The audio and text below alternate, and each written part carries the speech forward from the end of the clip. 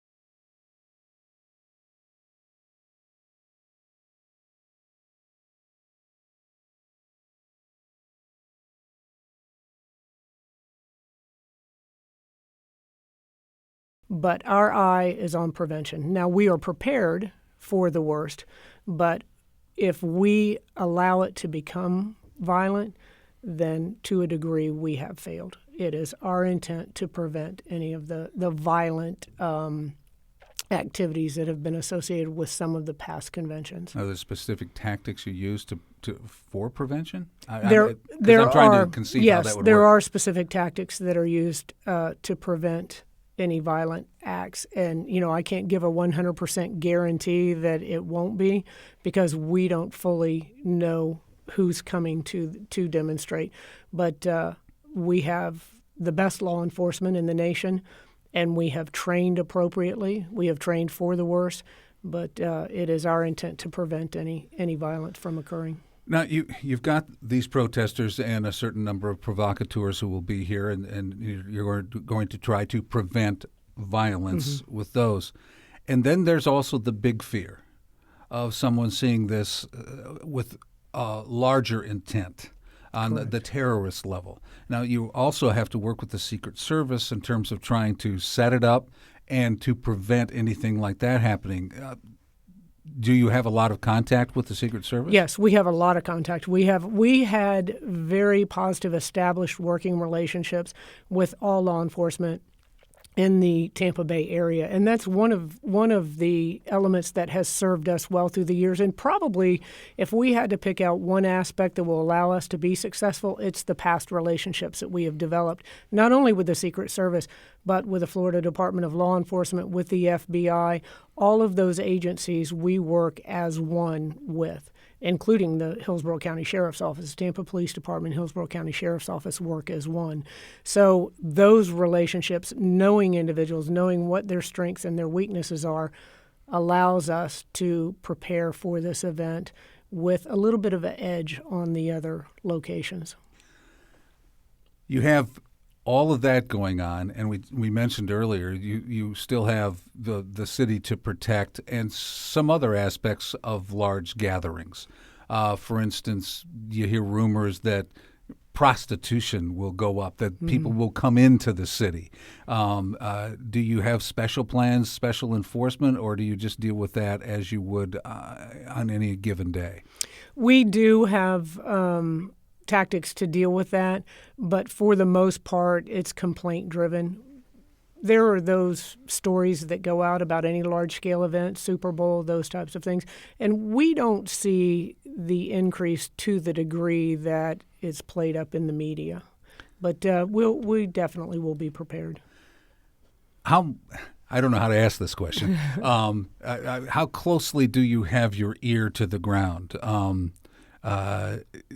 There have been any number of stories about law enforcement that might have people who are part of the protesters. Do we go that far? Do we insert agents into these various groups to know what's going on? You never know. You never know who's going to be standing next to you. I guess that does actually answer my question.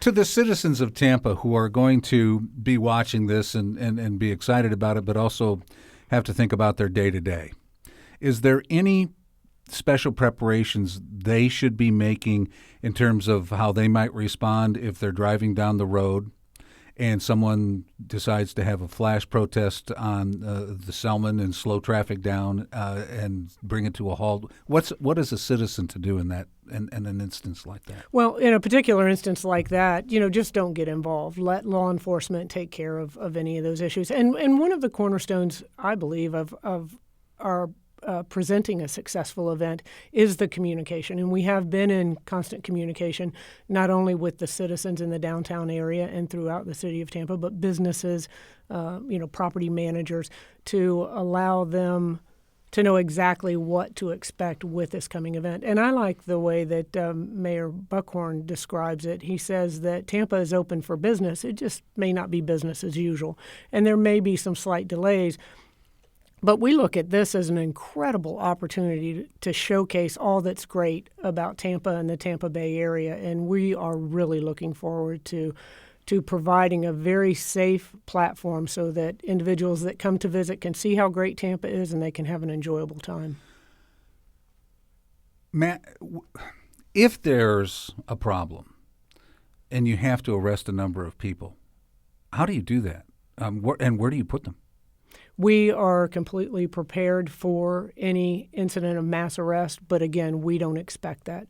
It is our aim to prevent any large-scale disruption on the front end, and it won't result in any mass arrests that you've seen in other locations. In Chicago, they had just over 90 arrests.